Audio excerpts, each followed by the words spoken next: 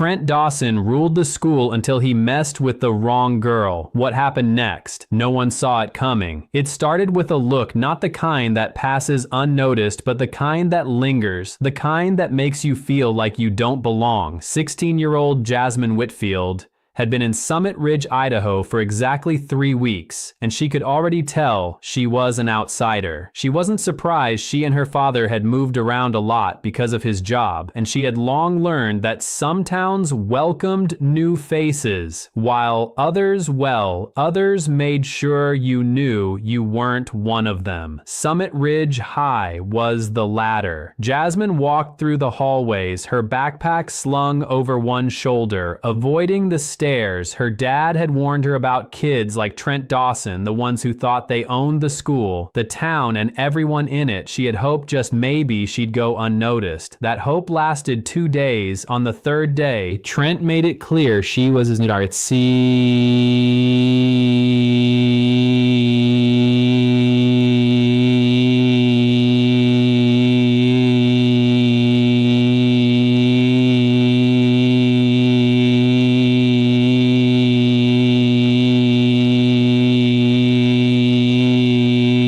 By then, his friends would laugh just loud enough for her to hear. After that came the jokes, mocking her hair, her voice, the way she walked. She ignored it. She had learned that was the safest thing to do, but Trent didn't like being ignored. One afternoon, Jasmine sat in English class, scribbling notes as Mr. Holloway, the teacher, droned on about The Great Gatsby. A sharp whisper cut through the room. "Hey, new girl." She didn't look up. "I'm talking to you, Whitfield, still." She kept her eyes on her notebook, tightening her grip on her pen. Trent smirked, leaning back in his chair. "I just think it's funny, you know how some people show up where they're not wanted." A few snickers. Jasmine forced herself to keep writing, but hey. Trent continued, voice dripping with fake sympathy. "Maybe you're just lost. I mean, a school like this with people like us must feel kind of different, huh?" Jasmine's chest tightened, but she said nothing. She had promised herself she wouldn't let people like him get to her, but Trent wasn't done. He leaned closer. "Hey, Whitfield, you hear me? Or is it hard to hear over all that?" Trent, Mr. Holloway's voice cut in sharp and impatient. "Do you have something to share with the class?" Trent leaned back, hands up in mocked surrender. "No, sir, just welcoming the new student." Mr. Holloway gave him a warning look, then turned back to the board. Trent shot Jasmine one last smirk before settling in his seat. She out a quiet breath. Maybe that was it. Maybe he'd get bored. Maybe a folded up piece of paper landed on her desk. Her fingers hesitated before opening it. "Go back to where you came from." Jasmine's stomach dropped. She didn't react. She wouldn't give him the satisfaction. She folded the paper and tucked it into her backpack, keeping her face blank as the lesson continued. But things were only getting started because Trent Dawson didn't know who her father was, and soon he was going to find out. But before that, things were about to get a whole lot worse. Jasmine had learned to endure things like this she'd lived in. Enough towns walked through, enough hallways, sat in enough classrooms to know people like Trent always existed. But the thing about bullies, if you don't react, they just push harder. It was a Friday and the cafeteria was loud. Trays, clattering voices bouncing off the walls. The sharp scent of pizza and stale fries lingering in the air. Jasmine sat alone at a corner table, earbuds and pretending she couldn't hear the whispers around her. Then she felt it, that presence. She looked up. Trent stood a few feet away, his hands stuffed in his Letterman jacket, his trademark smirk plastered across his face. Behind him, his friends Liam, Kyle, and Chase stood watching, waiting. She had seen this before. Trent tilted his head. "You always eat alone."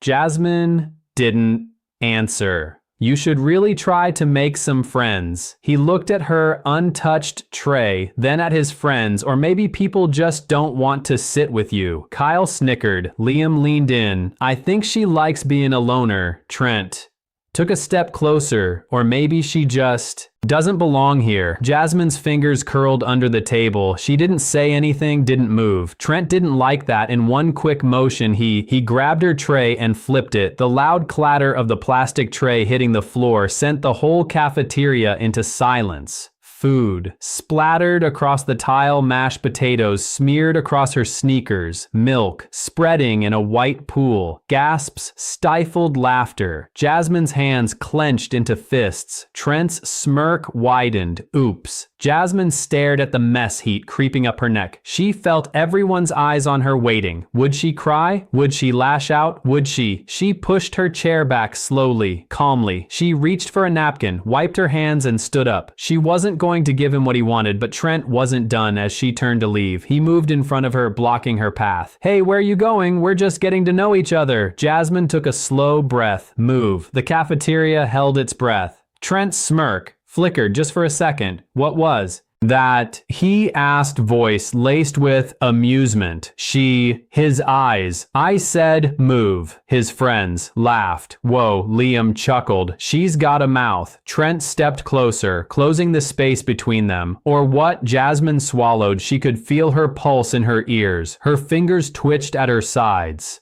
And then what the hell's going on here? A sharp voice cut through the cafeteria. Miss Reese, the assistant principal, strode toward them, her heels clicking against the tile. Her eyes darted between Jasmine and Trent, then down at the spilled food.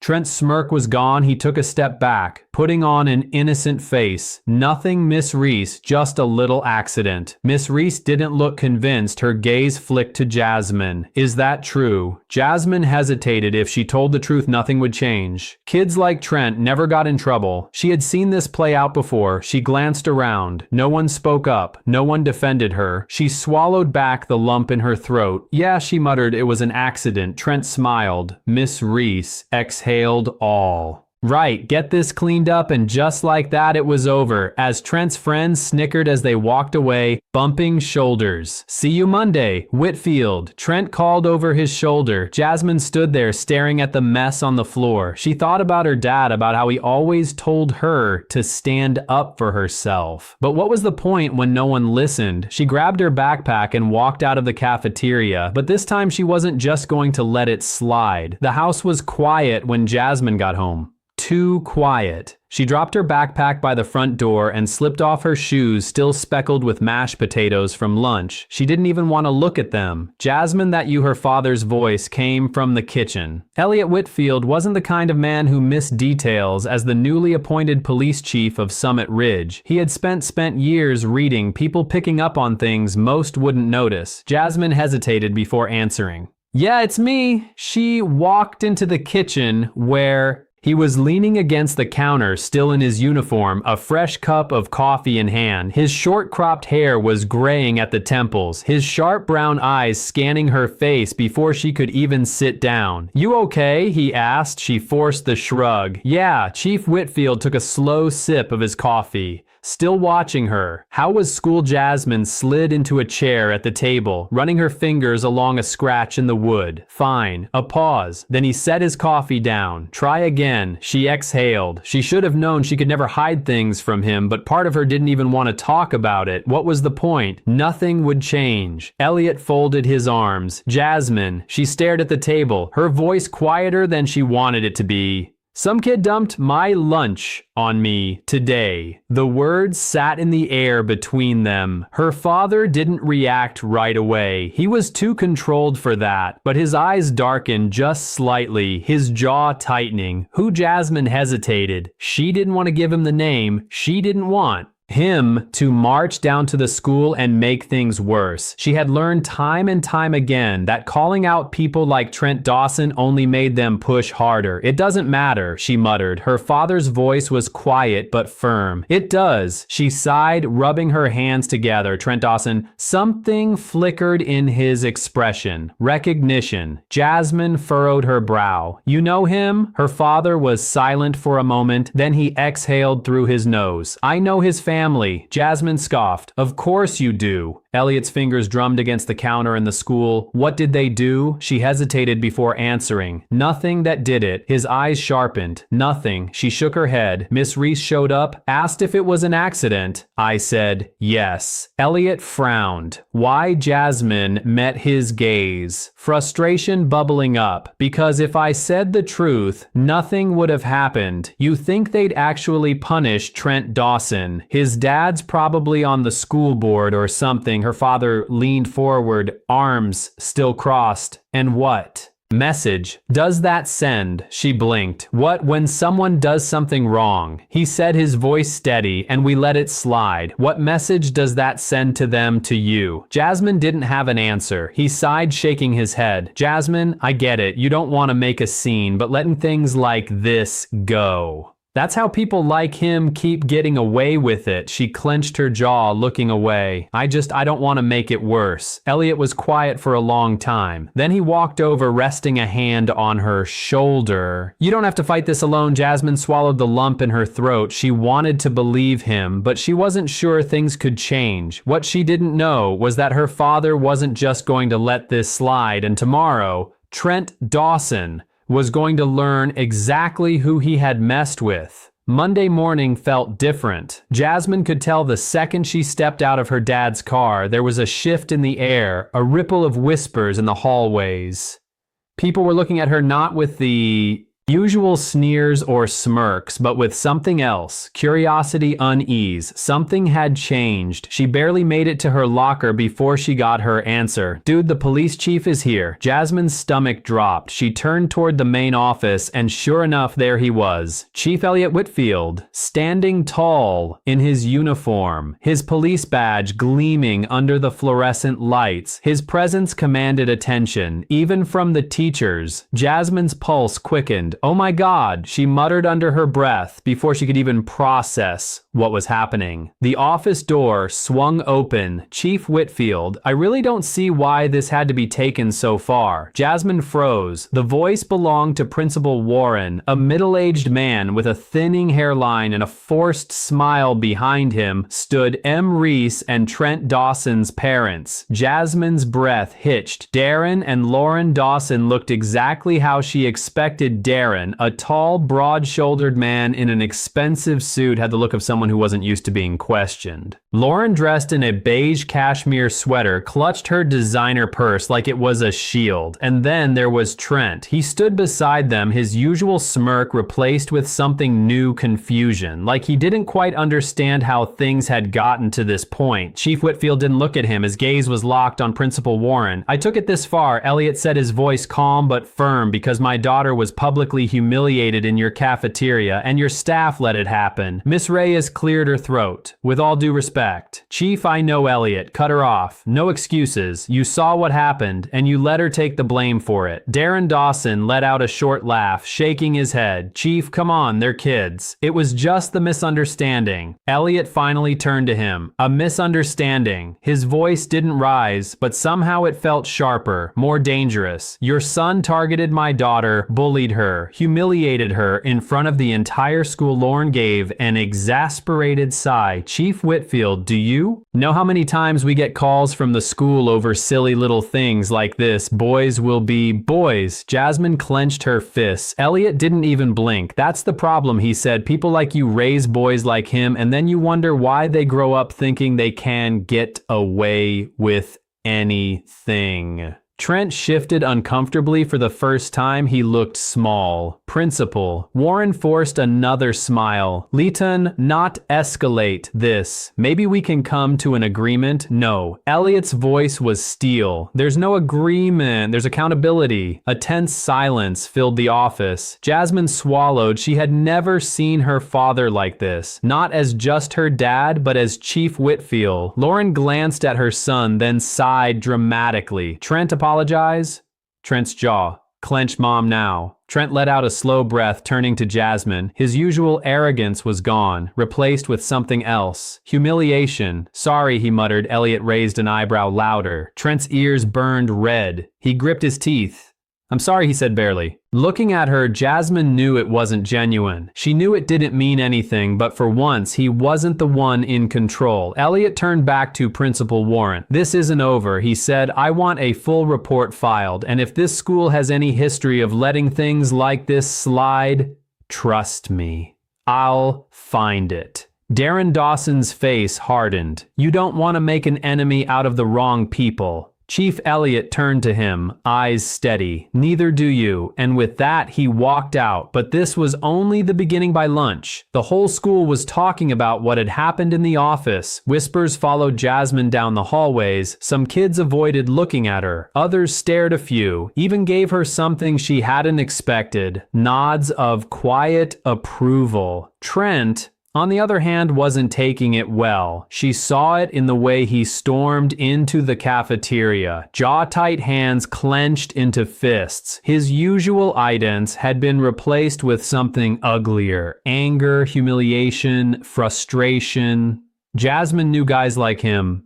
They didn't like feeling powerless, and Trent Dawson wasn't about to let himself look weak in front of everyone. So when she walked past him to grab a tray, he muttered just loud enough for her to hear, "Guess Daddy had to fight your battles for you, huh?" Jasmine froze. The cafeteria. Noise faded into the background. She turned, slowly, meeting his glare. "What did you just say?" Trent took a step closer, a mocking sneer curling at his lips. "You heard me." His voice was low, sharp. "You think this makes you special, that people actually care about you. The second your dad gets transferred or fired or whatever, you're back to being nothing." Jason's pulse pounded, but this time she wasn't just going to walk away. She squared her shoulders, lifted her chin. "You're mad," she said simply. Trent blinked, caught off guard. What she tilted her head. "You thought you'd get away with it, huh? Just like always. But for once, someone actually put you in your place." His sneer faltered. Jasmine took a step forward, closing the space. "Between them, that's why you're mad," she continued, "because you know that no matter what you say, no matter how much you try to act tough, everyone saw what happened today." She leaned in just slightly, "and now they don't respect you, they pity you." Trent's face turned red. "Shut up." She smiled. "Make me."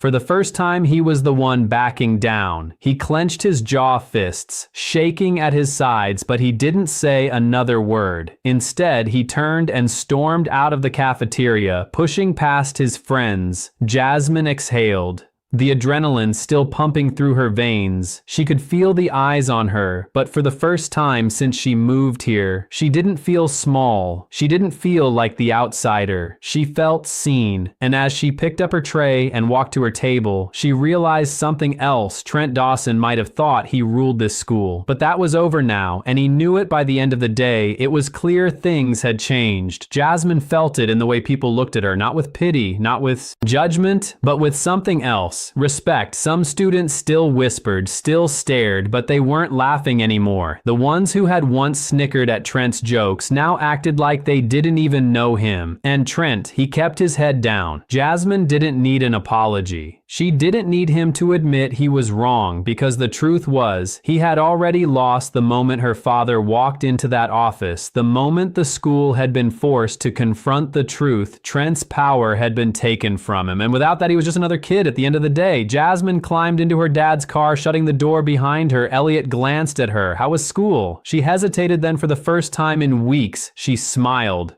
Not bad.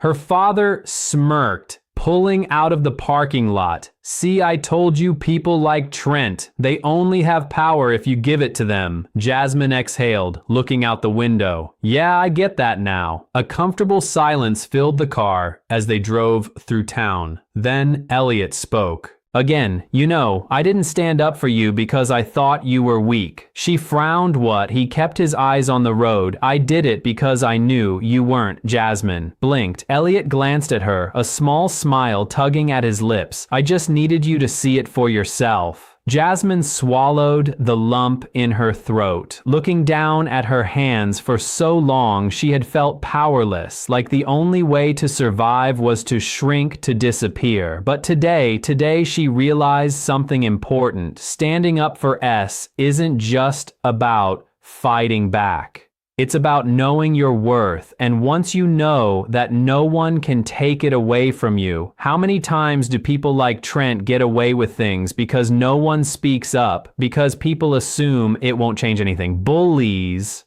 thrive in silence, they count on it, but the second you take away their control, the second you refuse to be afraid, they lose their power. So don't let anyone tell you who you are. Don't let them define your worth. Because the moment you decide to stand tall, they can't push you down and they never will.